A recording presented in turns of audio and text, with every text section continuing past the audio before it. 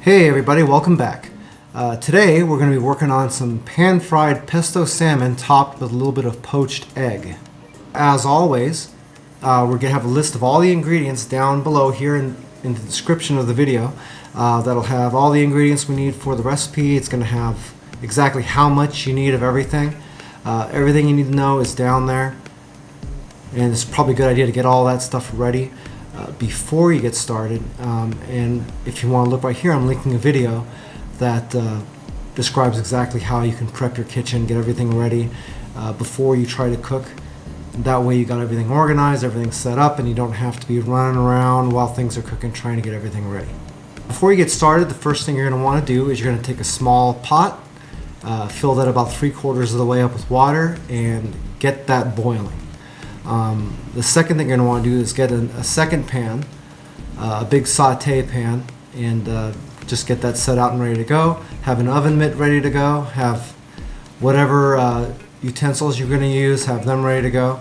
And move the rack inside your oven to the very top shelf. So top shelf in the oven, set the broil on high. Also, this video calls for basil pesto. We're not going to go through actually making the basil pesto in this video to keep it a little bit shorter, but I am linking our recipe to basil pesto and our walkthrough on that up top here, along with the other video. That way you can check that out and see how to get that pesto made. You should actually have the pesto done before you start this recipe, otherwise you won't be able to complete it. In addition to all that, you'll need a second saute pan ready to go, just a medium-sized one. You don't have to preheat that or anything, but just have it out and ready to go for us to saute our spinach. Okay, with that all out of the way, let's get to cooking. I just want to tell you both good luck. We're all counting on you. The first thing we got to do is get the protein cooking. The salmon is going to take the longest to cook, so therefore we've got to start that first. As you see, I already got my big saute pan here. Go ahead and set that burner on high, and you're going to pour in the olive oil for the salmon.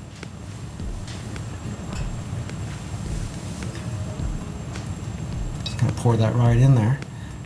Let that heat up a little bit. Remember, you don't want to put protein in the cold oil. You want to let that heat up. Move it around to get it all evenly distributed in there. And you're going to know it's ready when you start to see ripples form in the oil. If you're looking close, you could tell.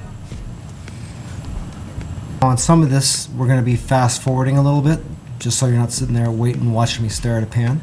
But you should be able, within a minute or so, you're going to be able to see that this oil is starting to ripple just a little bit. And once it does that, you know it's ready. So you go ahead and take your salmon patties and put them in.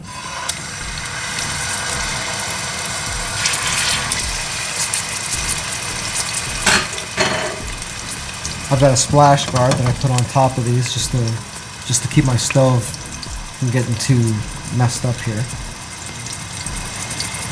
As far as the salmon patties go, I like to use the ones from Costco. They're the Trident ones. They're 4-ounce patties. They already come seasoned and everything else. They come frozen. You can actually put them into the oil straight from being frozen. You don't have to wait for them to thaw out or anything. But if you do that, be real careful, because if you take something that's got water dripping off of it or ice and you toss it in the oil, it's going to splatter a little bit. So just be mindful of that.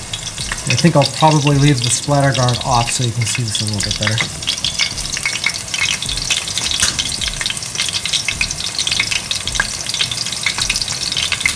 Okay, anyway, we're going to let this cook for a couple of minutes, just until we get the one side fried up really good, and then we'll flip it over. Also, once you have the oil heated up really good and the salmon in there, once it's heated up, you could probably drop that down to like about a medium high. Doesn't have to be all the way up. Keep in mind, if you're cooking these frozen, the cook times are going to be a little bit longer. And if you're letting it thaw out, obviously the internal temperature is a little bit higher, so it's going to cook a little bit faster also. So you have to just kind of pay attention to the fish and check it out. You can actually kind of see the fat forming on top here. which you know is just about ready to flip. Okay, now you're going to carefully flip your two patties over here.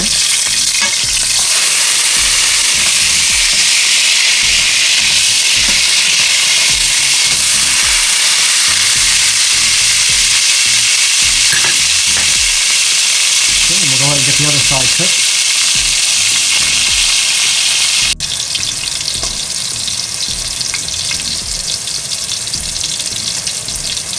I think you guys are going to like this recipe. It's actually really good. This is something that's really simple to cook. Tastes really great.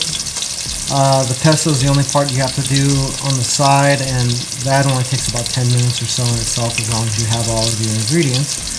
And the results are really great. It's going to look like a really first-class meal.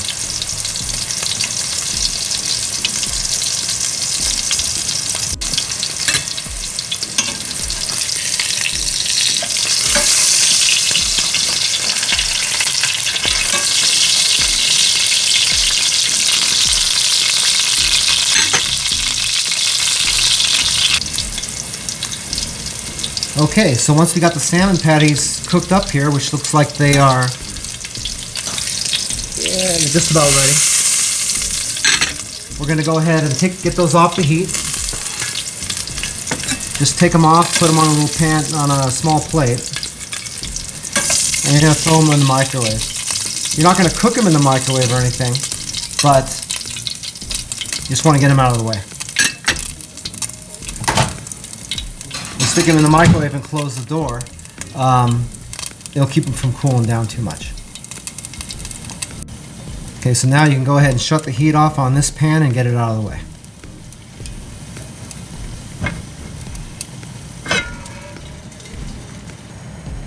Okay, so the next part we're going to do is we're going to saute the spinach. So you're going to want to put your burner on about a medium-high. Take the other oil that we've set aside for the spinach. Go ahead and put it in the pan. Once again, we're going to wait till it's starting to ripple just a little bit.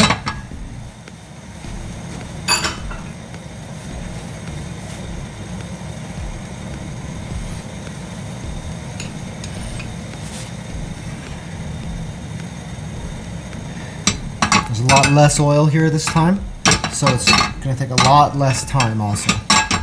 Keep in mind, we're just going to keep the heat on medium-high for this.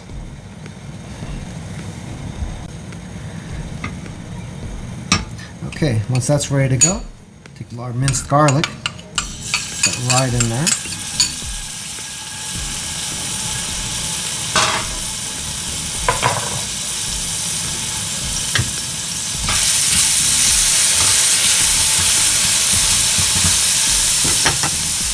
Throw in our spinach.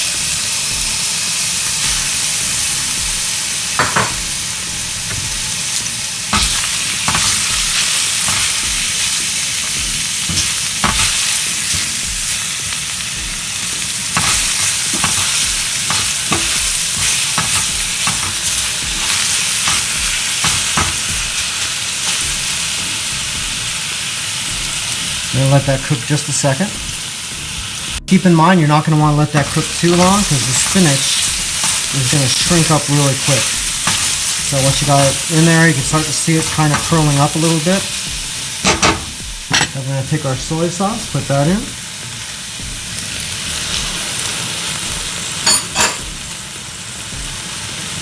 And a pinch of pepper. A little tiny pinch of salt. Not much though, because we've already got salt in the soy sauce, so you don't want to over salt this. I'll swirl that around a little bit. And just when it's looking kind of like that, you're going to want to get it off the heat.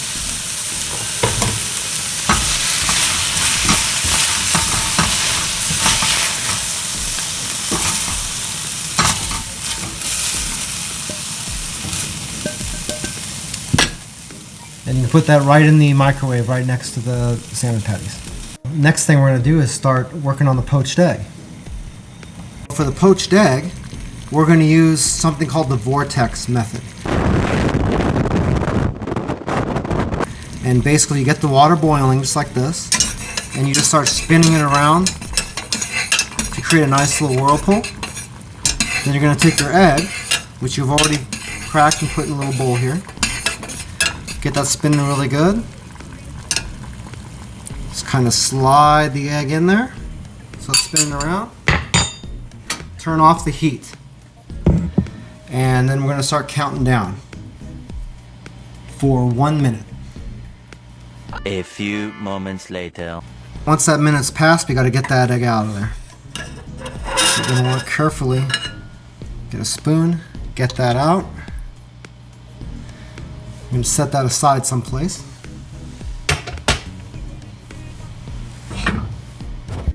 Actually, you're going to go ahead and set that aside in the microwave with everything else and go ahead and pull out your salmon patties. The amount of patties being consumed. Okay, now you can use that same saute pan you used for the spinach if you want to. I tend to just grab a new one. Remember, you already have the oven heated up and broiling. So you're going to take your 2 salmon patties, just set them right on top of each other right here in the middle of the pan.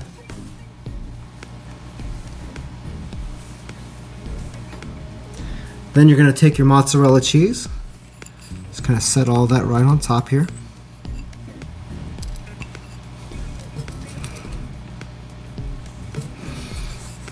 We're going to go ahead and broil that for just a bit.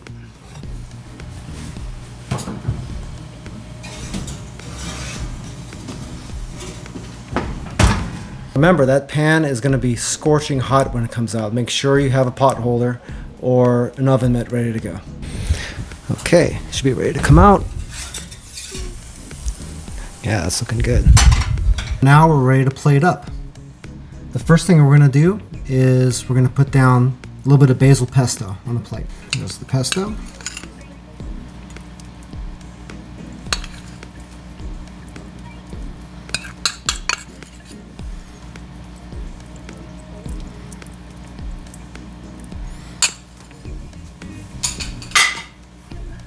And next you're going to put down the salmon.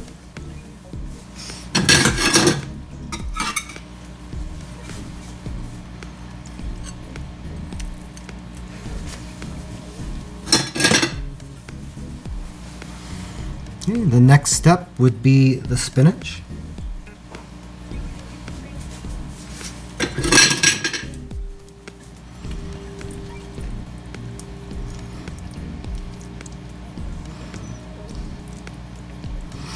You want to arrange that so the poached egg can sit on top. Give it a little bit of a pocket there so it doesn't roll off.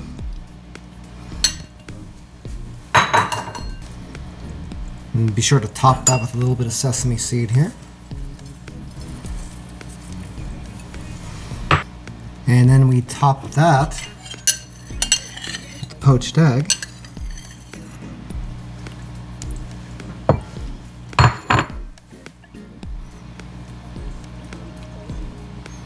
Be careful not to break that. A little bit of salt and pepper.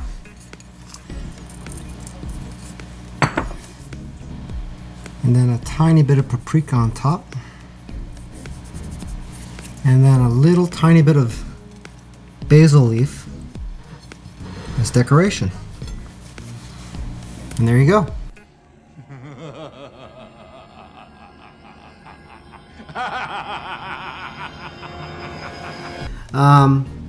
One way you can check to make sure that that poached egg is just right is if I cut into that now, I should get just nothing but nice golden yolk just flowing right down here. Nothing overcooked. So let's go ahead and try that. Yep. And that's exactly what we want, guys.